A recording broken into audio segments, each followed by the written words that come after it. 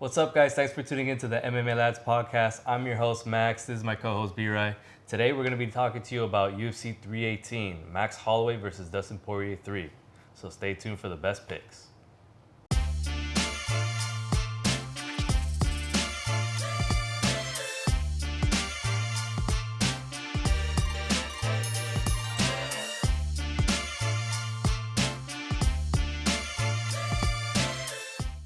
All right, B-Rai.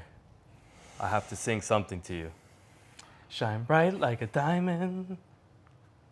Shine bright like a diamond. That's it, man. My favorite fighter is retiring. It's okay, man. But guess what, B-Ray? He's fighting Max Holloway, and it's going to be a banger. So I'm excited either way. Look, I know these guys are going to throw down. Yeah. I mean, you know, Max Holloway, he's going to point at the ground at him, bro. I think they'll do it. If They're go all gonna 5 do it. rounds, They're going to do it. Yeah. They'll do it for like the last 30, knowing these two. Yeah. But what do you think? awesome. This is going to be for the BMF belt. Do you think Dustin Poirier finally gets his hand on the BMF belt? It would be great to see. He's 2-0 versus Max. I believe they fought 2013 or 14, and they fought again 2019, and now again in 2025. That is insane to be fighting your ops a decade later, 12 years later, in the same organization, same promotion. That goes to show how experienced and high level these guys are. Yeah. I think this is an insane 50-50 fight here, to be honest. And guess what? The odds have it at 50-50. Let's talk about that real quick. Dustin Poirier is at minus 102. Max Holloway is minus 118. Pick them. Yeah. Pick 'em. Yeah. So people say Holloway's entering his prime right now. Sucks to see what just happened against Ilya, going a weight class down, but we all saw what he did to Gaethje. Yeah. Gaethje, stop asking for title shots, bro. Look what this guy did to you, and he's in your division. You know what I'm saying? Yeah. But great performance there. Great performance against Ilya too. You know what I'm saying? Until he got knocked out. And Right. Poirier, great performance against Islam. One of the best fights of that year overall of last year. Probably Islam's hardest fight, maybe. I would probably say, yeah. It's crazy how Poirier must be 35, 36 now. Yeah. Gave Islam one of the hardest fights. Yeah. So Yeah, man. Dustin Poirier, dude, that guy's a dog. He's been a dog for years. I mean, he's been in incredible fights, some wars, you know what I mean? The Dan Hooker. first Gaethje fight. Let's just highlight all the amazing fights he had. The Michael Chandler fight was exciting. Yeah. Both the fights he had with Justin Gaethje were exciting. Eddie Alvarez, Conor McGregor, Khabib, Islam. I mean, look at his resume, man. Pettis, Max Everybody. Holloway. Crazy, crazy, crazy resume. Look, he might be one of the best fighters to never hold a belt. Yeah. Sad to say that, you know, he had his final shot against Islam, but this is a great, great retirement fight. Look, I don't think he has ill will towards Max. I think that they're friends, and they're just game warriors that they're like, you know what, man, let's fight and let's give the fans an incredible fight on Dustin Poirier's retirement fight. You know, Tune in, brother. tune in, brother. Tune in, brother. UFC 318. And it's gonna be in Louisiana, his hometown, so you know everybody's gonna be going crazy. I love to see that, man. Thanks, Yeah. Dana, for doing something sweet like that to Dustin. Now we just need him to go out on a high note. Yeah. With either a split decision war, win or loss, or, you know, see if he can get a knockout. We're going to see Max come back for the first time after being finished for the first time in his whole career. So Yeah. let's see what that looks like. You know what that does to other fighters. But guess what? Look, these guys are gonna be striking, no wrestling, so it's gonna be exciting. Hey, do you think Poirier's going to jump the Gilly? Maybe, you know, on his way out, why not, huh? Bro, if he gets the Gilly, Oh my God, people will be going crazy, bro. Ah, Gilly man. Goose Gang, we gotta buy a Gilly Goose Gang, I'll buy one of those, yeah. If Dustin Poirier, if you pull off the guillotine in this fight, we're buying the Gilly Goose shirt. We are both, not just we, everyone watching is a fan of these two fighters. Oh, for 100%. sure. You Yeah, can't like the sport and hate these two fighters. For sure. All the amazing fights that Holloway's been in, yes, they're in the division below, but he's fought everyone. Yeah. Although Volkanovski, insane that he's such a veteran that he has 2 trilogies Right. with 2 different fighters, arguably in 2 different divisions, you know? So Yeah. let's see what happens. Again, we're going to see significant strikes left and right. Oh, yeah. Max's chin is absolutely going to get tested here as well. I really do think so. Last fight, we kind of saw that Max didn't have a proper bulk up. And his shots weren't doing that much to Poirier, who was already in the division for a while. Yeah. Poirier's shots were stinging a little bit more. Right. I do think the same thing's going to hold true now. I really do. But he did a proper bulk up against Justin Gaethje. He did, absolutely. He looked good. And now he's coming off that KO loss. So Right. he's still Max Bless Holloway. Right. So let's see what happens. Again, this is just you can say so much about this fight, but watching it is just pure raw, just bleed excitement over here. Both these guys have great cardio as well. Yeah. And I'm excited. So look, I'm super biased. Look, I love both of them, but dude, I'm telling you right now, Dustin Poirier is my favorite fighter on the roster until he retires, obviously. Look, man, I think Dustin Poirier is a veteran at 155. He punches harder, and I think I like it at the pick'em line at minus 102. I'll go money line Dustin Poirier. I think Max Holloway's coming off the KO loss. Yes. Do you think he's had enough time to recover properly? I think yes. September of last year, absolutely. Yeah, he's definitely had enough time. Been a whole year. But look, man, Dustin Poirier hits harder. They both throw a lot of volume. Yeah. So I think Dustin Poirier is going to come out his retirement fight with a win in his hometown. Let's go, baby. Yeah. Whoever wins this one, you can't be that sad. Max Holloway might get a title shot if he wins this one, which means a rematch with Ilya, which is very interesting. But this is going to be a banger. That is all I have to say. Just bleed. I could honestly see this fight going the distance.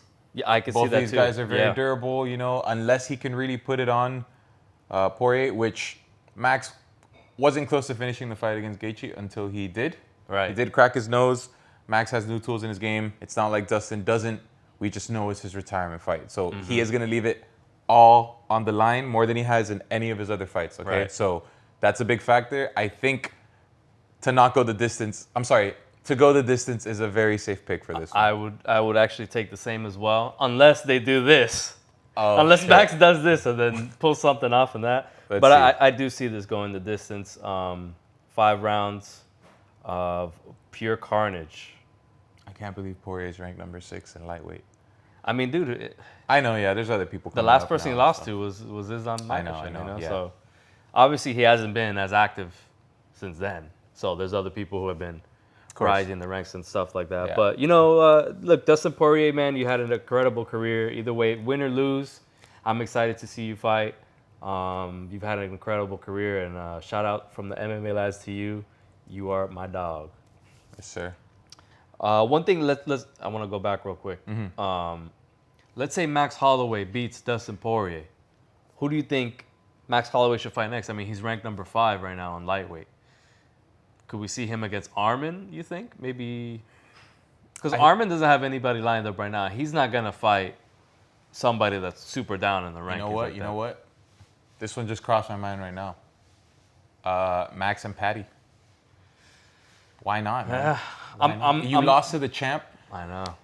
Oliveira just coming off a KO like that, to throw him back in there, to throw Bronx back in there with someone like Holloway before the year ends or something, I don't think is the wisest move. Oh, yeah, I did hear Charlie Olive said he wanted to fight Max. Yeah, that's not sure. a good idea. You just got KO'd If brutally. they both want it to happen, sure. But even though we have the talks of Patty versus Gaethje, Patty versus That's what I Arman, heard. Patty versus Hooker, Patty versus Holloway, man. Why not? I mean, Max might box the bleeding head off. He the will fool, box man. the bleeding head off him. But I think it's a good one for the fans. It's another step up in competition. For sure, Yeah. yeah. Not a bad prediction there, who he's going to fight. Yeah. All right, we got, oh my God, the pullout merchant himself, Mr. Paulo Costa. Mr. Secret Juice. Mr. Secret Juice. Mr. Secret if he's going to show up or not, because Yeah. he's not telling anybody. Until Paulo Costa touches gloves with his opponent on the day of, he might still pull out. You know what I'm saying? Yeah. He's known for this. His last performance was against Strickland. It wasn't Strickland's most exciting performance. He's good at keeping people like Costa away, but before that, he fought Whitaker.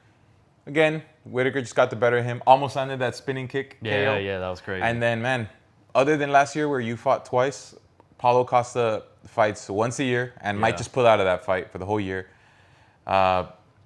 He beat Luke Rockhold as his last win in 2022, which, I'm sorry, man, it's It's been a while, and then the whole Marvin Vettori weight loss situation. One of the funniest banter we've ever seen between two fighters.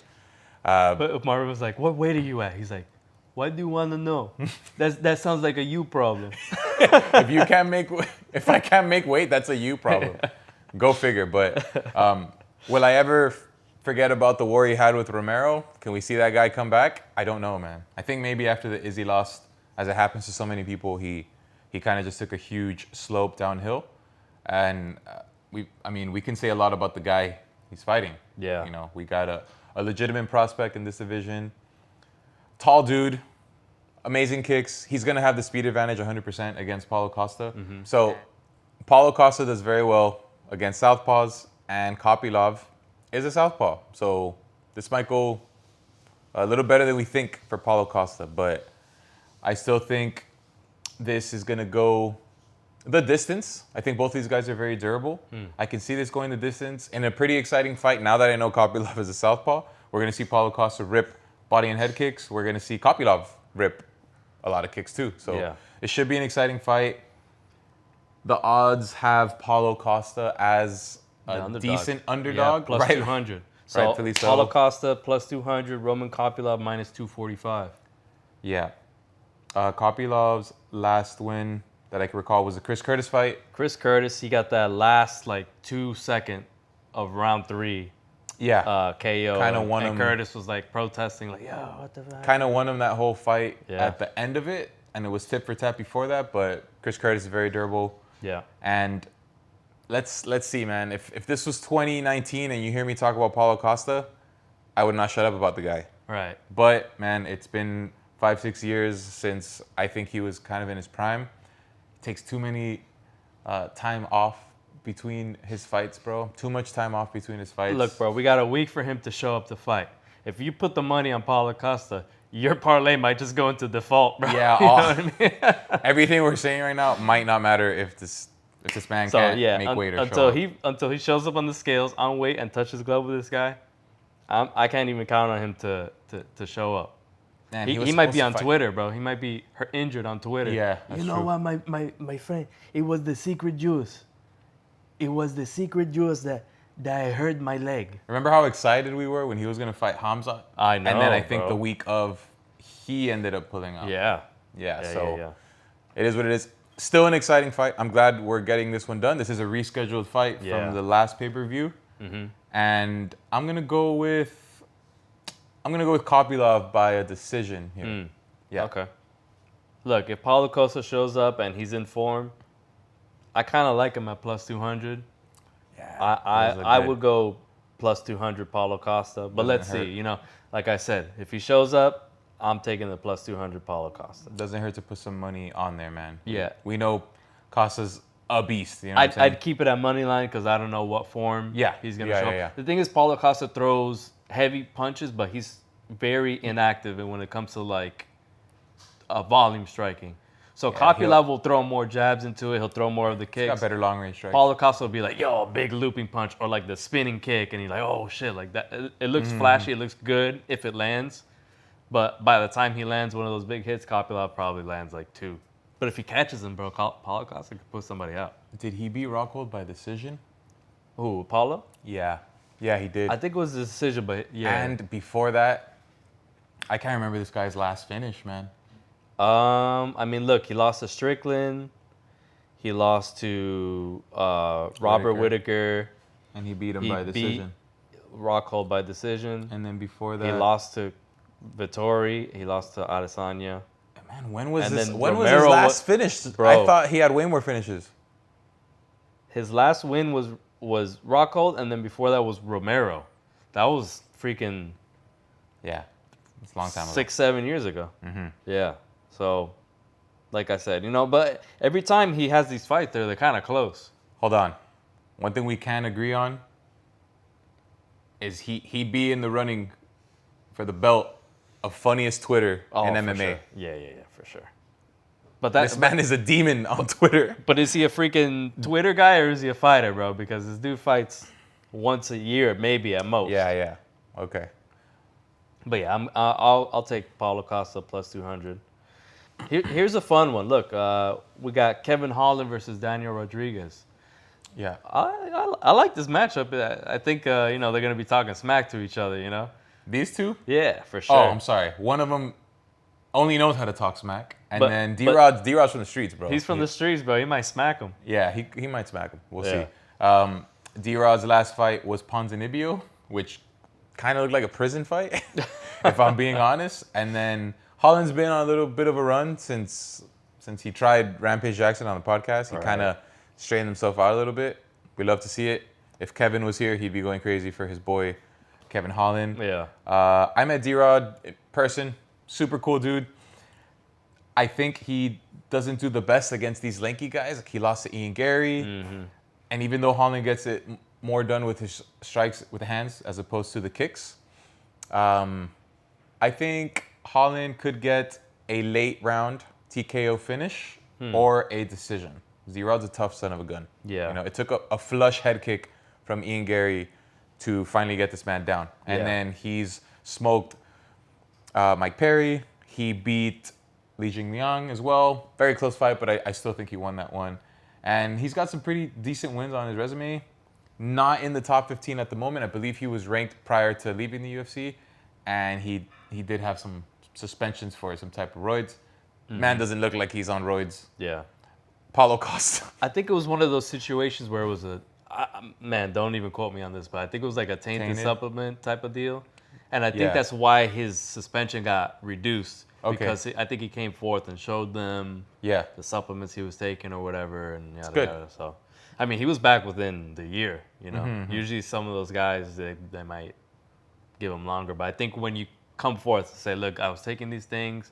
One of these things could have been tainted, X, Y, Z. Or maybe he took something and didn't realize that it was not on the USADA list of things or whatever. But, he came back and he got a win against Santiago Ponzinibbio. These athletes walk a very thin line here, man. A very fine line when it comes to the supplements they take, what's banned, what isn't. USADA. It's not USADA anymore, but right. whatever new. At the time, yeah. I'm going to go, like I said, with Kevin Holland. There no odds on this one? No odds on this one right now. But, dude, Holland's going to be I'm torn, man. I'm torn. The favorite here. Look, we got Kevin Holland's the favorite, minus 350, minus 340, and minus 354. D-Rod's plus 285, plus 270, plus 286. I thought the odds were going to be closer, to be honest. Yeah, I did. I could see it being. But think about 115, 100, you know what I mean? But D-Rod comes off of the suspension and then has that performance against Ponzinibbio. Which didn't, he won, but that's what we can base D-Rod off of right now. Yeah. So I'm going to go with Kevin Holland on this one. I feel like they could have given him someone in the rankings now. Remember he was talking, he's always talking. He was talking, give me Colby Covington. I would have liked to see that. Yeah, I would Colby have liked needs to see fight him somebody, slap bro. the crap out of Colby Covington, but he's fighting D-Rod. And he's a huge favorite for good reason, especially in this fight. I'm going to go with Holland. I go money line on this one. He can also lock up a quick submission on D-Rod, man. I see all the ways to win for Kevin Holland, and I just see toughness in D-Rod, which will only get you so far here, man. He's got decent hands. I still got Holland on this one. Yeah, I agree with you on that one. I'm going to go Holland. I'd go money line. I'm not really too sure how he gets this done. It could be a decision or it could be a submission finish because, like you said, Kevin Holland always has that in his back pocket. Absolutely. Oof, hold on. Be right. Hold. Let me get in character real quick. Hey, Dan Ige, motherfuck. We got Dan Ige versus Patricio Pitbull. I like this fight. That's a great matchup, in my opinion. Both of these guys fought on the Miami card. Right? Yeah. Both different opponents. Ige is always going to be this top 15 gatekeeper. We quickly found out that Pitbull wasn't at the top 5 level of this division and ready for the UFC. He is almost 40, man. I know. Which is unfortunate. We got him at the tail end of his career. Ige's got a lot of mileage on him too, so it's a little bit close in terms of the experience. And again, what can we say? How high can we really rate fighters outside of the UFC? Right. When we've seen a lot of this shit happen. Don't even talk to me about Patchy Mix, bro. I don't want to. I know you're gonna bring it up. I don't want to. I wasn't gonna say anything about Patrick Mix, but now I don't want to hear that guy's name anymore, bro. okay. But Patricio Pitbull, He's known Patchy Mix, but he trains with Cejudo or Captain Americas. He's been at that team for a while. Bit of a weird style, well-rounded. He's got the power, got the submissions, got the wrestling. I just don't think I don't think he's gonna show out very much in his career anymore, in general, you know? So I would go with Ige winning this one. We love Ige here, man. Yeah. That 1 day's notice, 3 hours notice against Diego Lopez was the most gangster shit I've ever seen in my life. And I respect that. I think that holds a lot of value for Ige. The UFC see it the same way, which is why they're giving him someone like Patricio Pitbull. Yeah. And, man, if we just erase everything the man did in Bellator.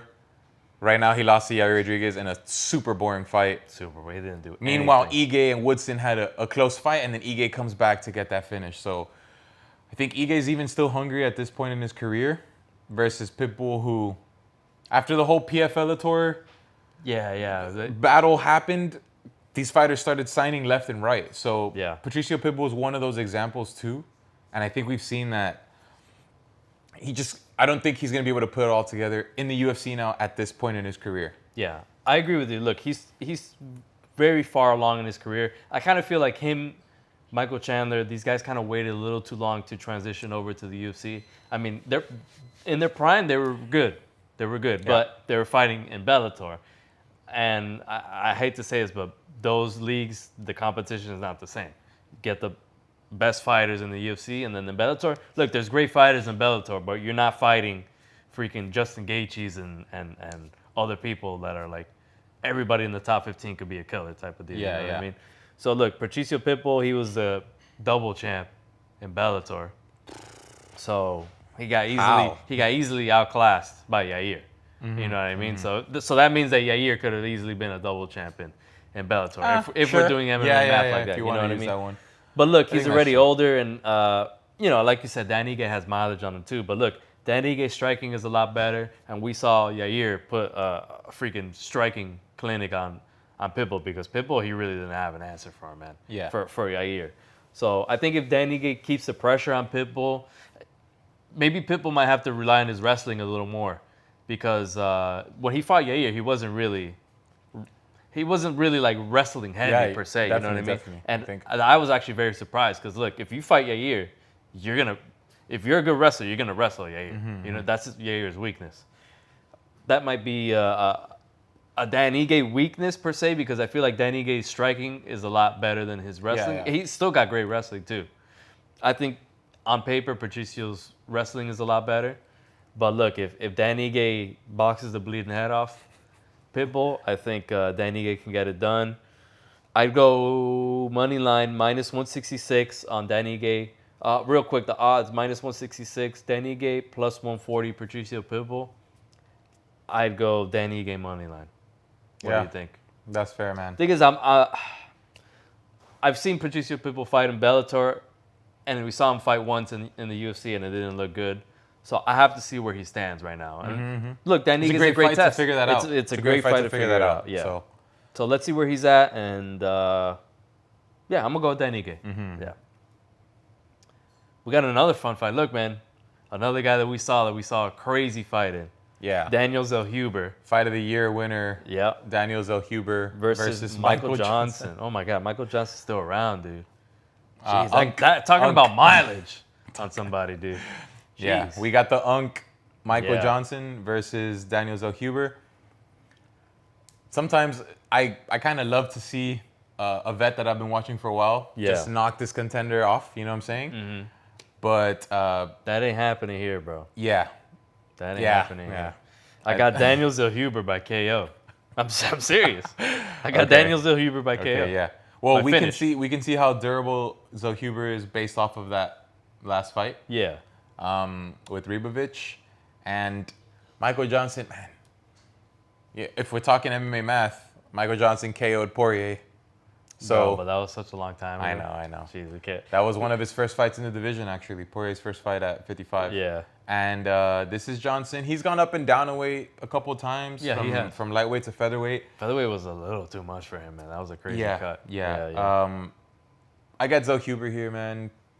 Good finishing ability. Something tells me if Michael Johnson knocks this guy out, I'm just gonna be like not surprised by this, just because we've seen it happen a couple times already. But he's like the Hail Mary guy, where it's like the dude's losing badly, and he just throws a punch. He's like, holy shit. And man, those videos of Michael Johnson in the training room back in the days, sparring with like Rumble, with Kamaru, with all the guys from what is Killcliff FC now, Sanford, Black Zillions, whatever it was called before. Michael Johnson's part of that team. That's a strong team. And he's one of their longest lasting vets. But Zell Huber's this new breed of Mexican talent. Young as hell, man. I'm going to go with Zell Huber. I think legitimately Michael Johnson is, what, 50? 40? He's got to be 40 at least something? Actually, I'm curious. Let me look this up. Michael Johnson age. No, that's not that. Other Michael Johnson. 57, I was right. Fighter. UFC. He's 30, so he's about to be 40, dude. Man, that's an unk if I've ever seen one. Yeah. Yeah, I'm going to go Zell Huber.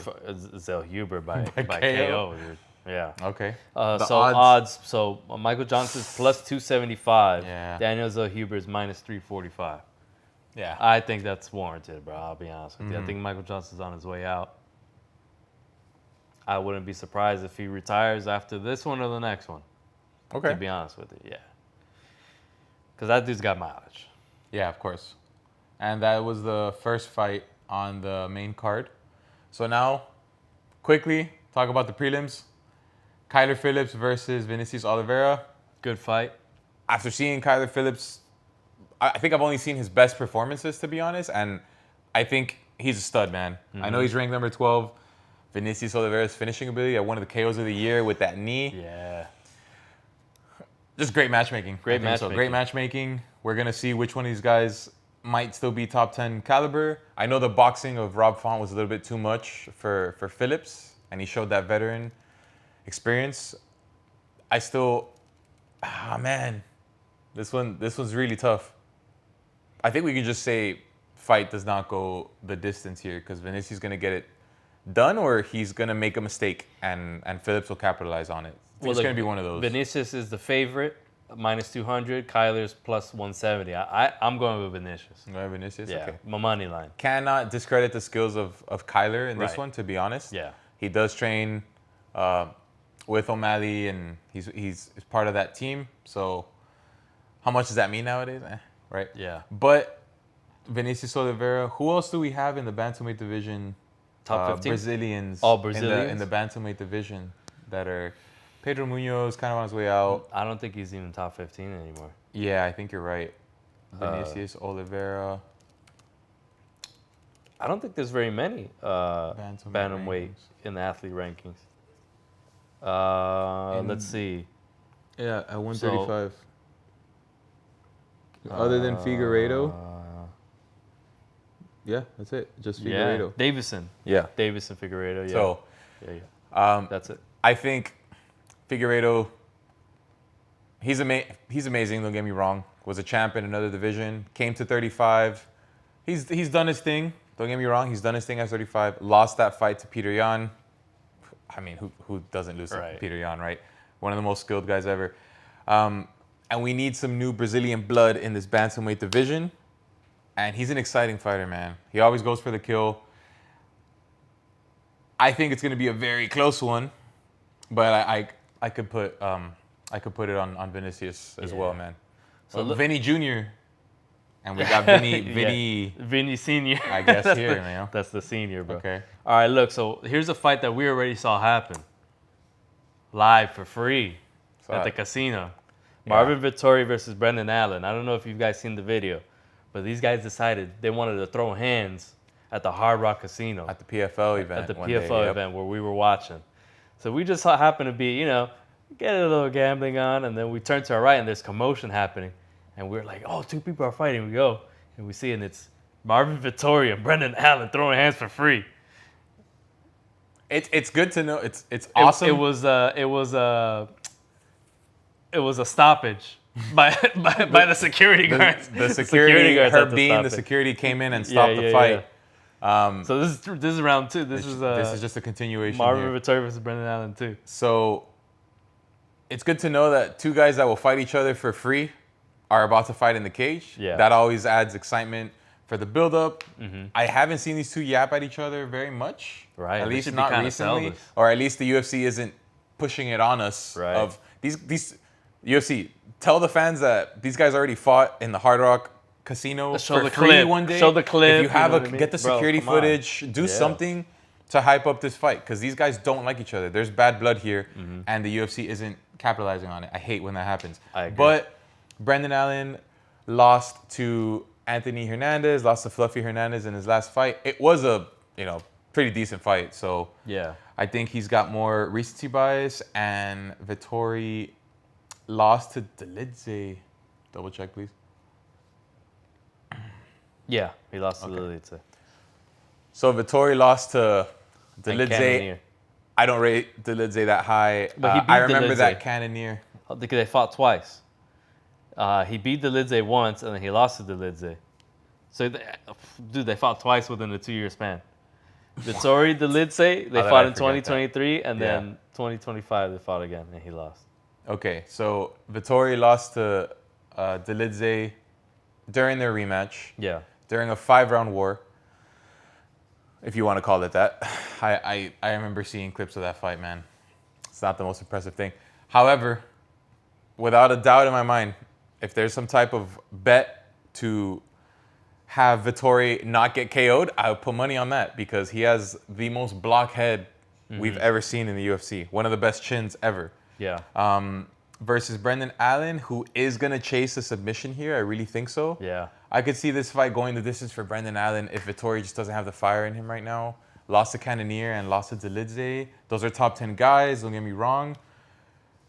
I got Brendan Allen here, man. Vettori is doing the, I'm just going to fight once a while and still be in the top 10 versus giving other dudes a chance.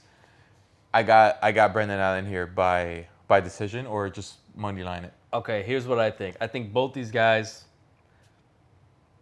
they're nothing special, bro. In my opinion, like skill wise, they're not there yet for me. Brendan For both of Allen them. did have a decent run, and Vettori's had runs so well that they got him title opportunities That was over a little 5 bit years. more of a Yeah. gift, bro. Oh, okay, Because okay, yeah. Look.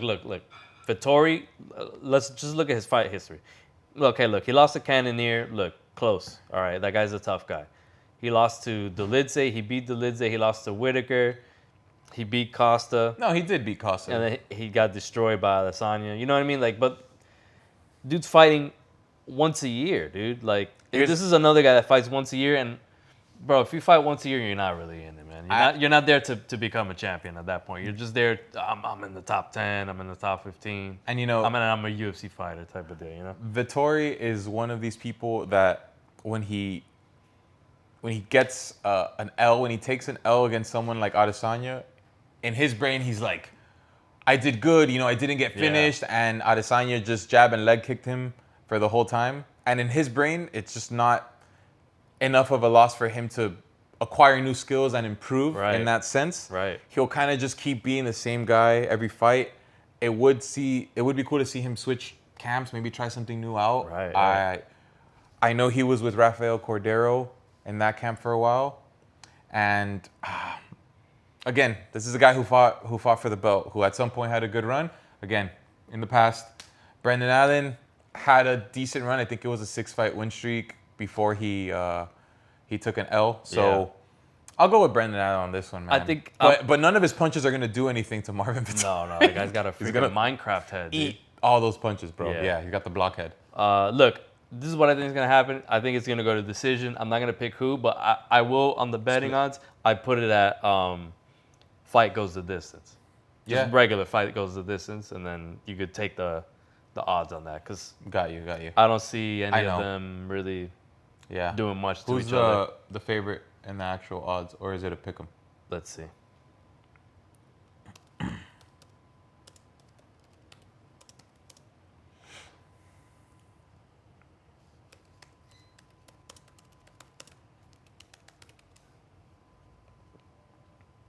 All right, so check this out. Vittori is plus 170 and plus 205. Underdog, Brendan Allen is minus 200, minus 245. It's like people didn't just see Vittori lose to Delidze in a snoozer Yeah. versus a more closely contested fight between Allen and Fluffy. Again, gonna go with Allen, man. Gonna go with Allen here. You're going for a fight just to go the distance overall. Yeah, I'm not picking any of them. Sorry, Vittori, man. You know what's I really... got to see something more from you, bro. And you got to fight more than once a year, to be honest with you. But look, I'm going to do one last fight. This is going to be a quick one, all right? Adam Fuggett versus Islam Dulatov. Fuggett. I'm going Adam Fuggett. All right, well, that wraps up UFC 318. Thank you guys for tuning in. We're going to be announcing the winner very soon of the raffle, so stay tuned for that. Thank you guys for tuning in, and man, I can't wait to see Dustin Poirier and Max Holloway go at it. Let's go. Shine bright like a diamond.